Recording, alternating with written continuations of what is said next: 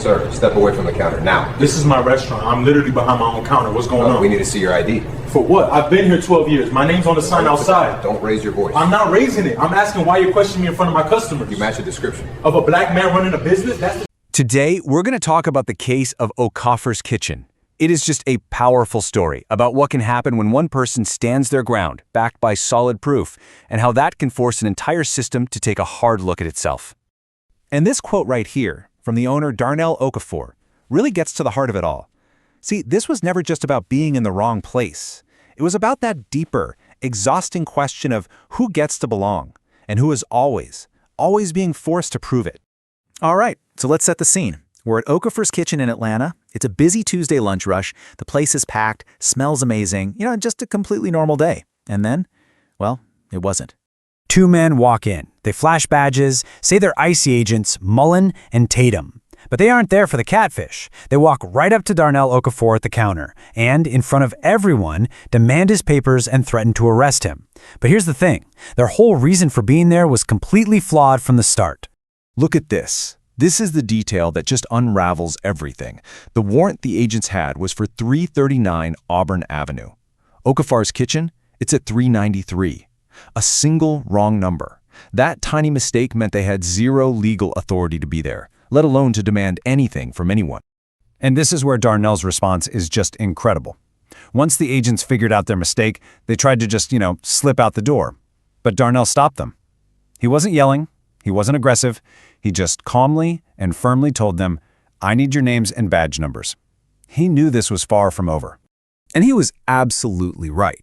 Because what happened in those few minutes at the counter was about to snowball into a full-blown federal civil rights case.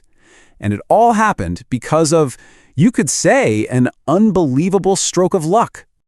I mean, you just can't make this up. Sitting right there at the counter, watching this whole thing go down, was a man named Marcus Webb. And Marcus Webb just happens to be a civil rights lawyer who has spent nearly 2 decades suing federal agencies. He saw exactly what was happening, and his first question to Darnell was the most important one of the entire day. He asked, "Do you have the footage?"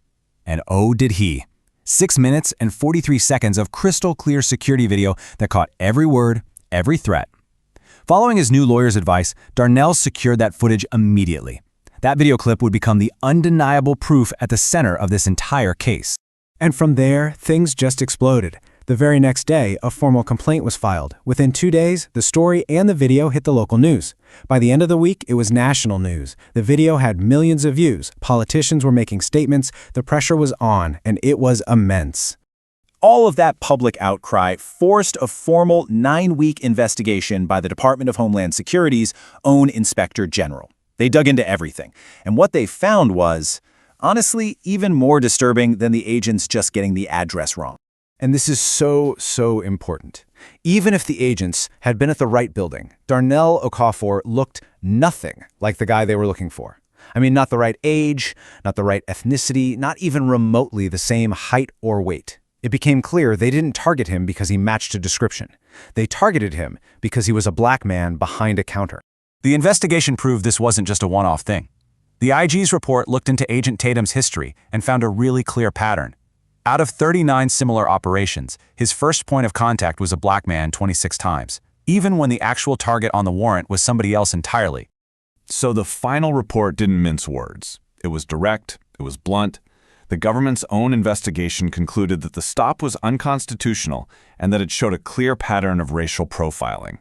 So when you have a finding that damning, and you have it all on video, the question isn't what happened anymore. The question becomes, okay, so what are you going to do about it? Well, the consequences came down pretty hard and fast. Agent Tatum, the one who started the whole thing, was fired. His partner, Agent Mullen, got a 30-day suspension without pay because he knew they had the wrong information and he failed to step in and stop it. So when Darnell filed his civil lawsuit, the Department of Justice basically took one look at the video, read the Inspector General's report, and came to a very quick conclusion. Their case was completely indefensible. There was no way to fight it. So, just 6 months after that lunch rush, the government settled. They agreed to pay Darnell Okafor $3.8 million. But for Darnell, the most important part of this whole thing was never about the money. This is what his lawyer fought for. Not just a settlement check, but a formal admission in writing from the United States government that its agents had acted with racial bias. That statement is now on the permanent public record. It can't ever be taken back. But the story doesn't stop there, because Darnell Okafor was determined to make sure that the outcome of his fight would create a positive ripple effect, one that went far beyond the four walls of his own restaurant. The settlement actually forced real changes. The Atlanta ICE office now has to have 2 agents verify every single address. They implemented mandatory implicit bias training for everyone. And for the next 3 years, that whole office is under review by the Inspector General to make sure they're sticking to the new rules. And Darnell, he put that settlement money right back into the community that had his back. He bought the building his restaurant is in, so it's there to stay. He started a legal defense fund to help other black business owners in his neighborhood, and he created a culinary scholarship named after his grandmother. And in this final, kind of incredible twist, that 6-minute video from his security camera is now an official training tool. It's being used to teach federal agents in 6 different states what a civil rights violation actually looks like in the real world. A moment of injustice is now a lesson in accountability. And that kind of leads us with one last question to think about, right?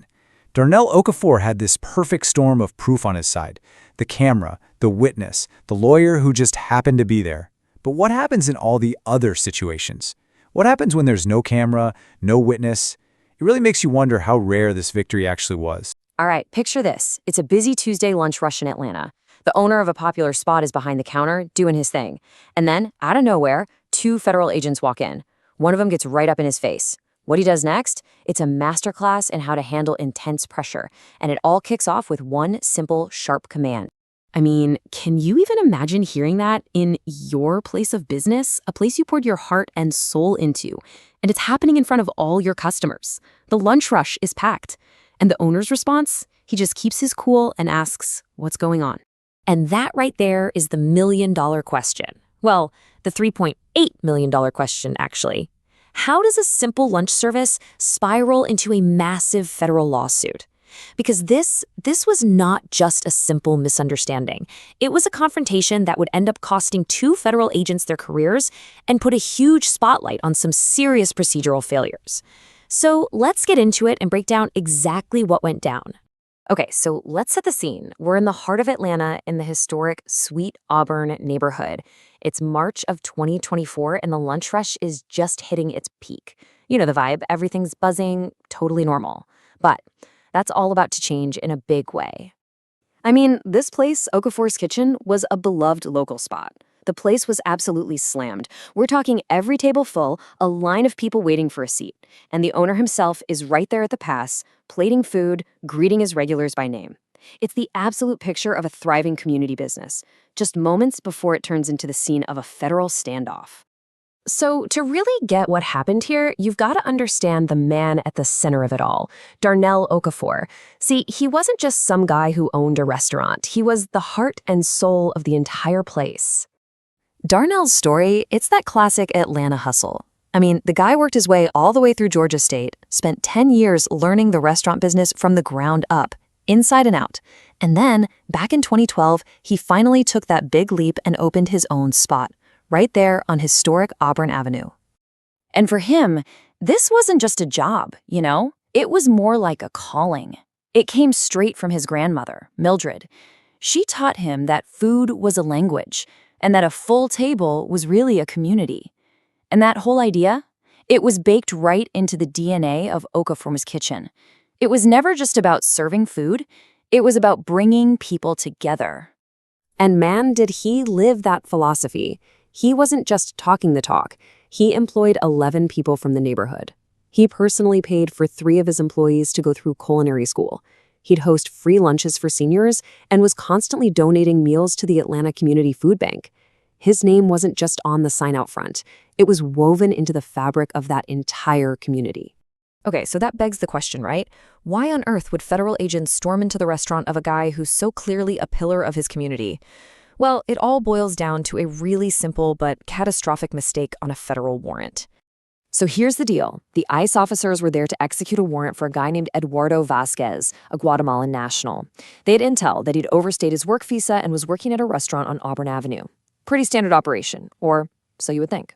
And here's where it gets just wild. The simplicity of the mistake is kinda staggering. The warrant address was for 339 Auburn Avenue. Okafor's kitchen? It's at 393 Auburn Avenue. The agents just swapped two numbers. That's it, a simple typo. And that one tiny, tiny mistake is what set this whole explosive confrontation in motion. But here's the thing, and this is the really crucial failure here. It wasn't just about the wrong address. It was a total breakdown in basic verification. They made no effort to check. They just walked into a black-owned business, saw a black man behind the counter, and immediately jumped to the conclusion that he was their target, a Guatemalan national. Okay, so let's go back inside the restaurant. By now, the whole dining room has gone dead silent. Everyone is watching. Darnell is being confronted in front of his own customers. But he makes a choice. He decides he's going to stand his ground, but he's going to do it calmly, and he's going to do it firmly. And this is the moment Darnell just lays it all out. He doesn't raise his voice. He doesn't get aggressive. He just states facts. He says, I was born in Atlanta, Georgia, Grady Memorial Hospital, August 14th, 1980. You are in my restaurant, and you have given me no legal basis for the stop. He's an American citizen, born and raised, and he's simply demanding to know the legal reason for what's happening. But Officer Tatum, he just doubles down. Instead of actually answering a perfectly reasonable legal question, he escalates. He threatens Darnell with arrest for, get this, interfering with a federal immigration enforcement operation. Interfering with what? By standing behind the counter of his own business and asking a question? It's unbelievable. So, right at this moment, when the tension is at its absolute peak, a customer at the counter decides he's not just going to sit there and watch this happen. This customer, a guy named Marcus Webb, stands up and identifies himself as an attorney. He's not interfering, he's just observing. He states, that's my legal right. And just like that, his presence completely flips the dynamic in the room. Because now, all of a sudden, these officers have a legal professional watching their every single move. And this is the exact moment it all starts to fall apart for them. The other officer, Mullen, shows the warrant to Tatum. Tatum looks down at it, then he looks up at the address number above the restaurant door, and then his eyes go back to the warrant.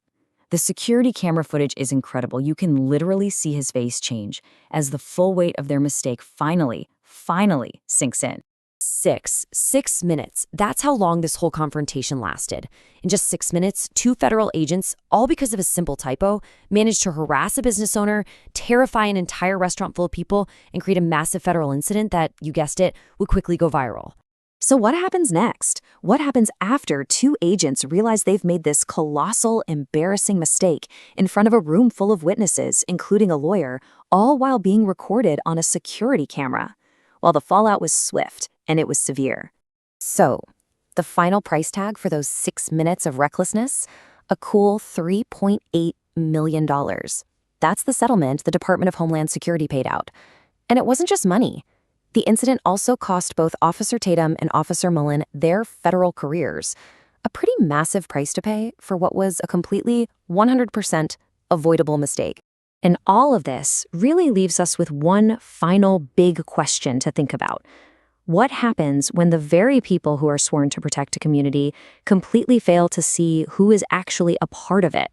Because remember, Darnell Okafor wasn't just some random guy. He was a pillar of the exact community these agents were supposed to be serving.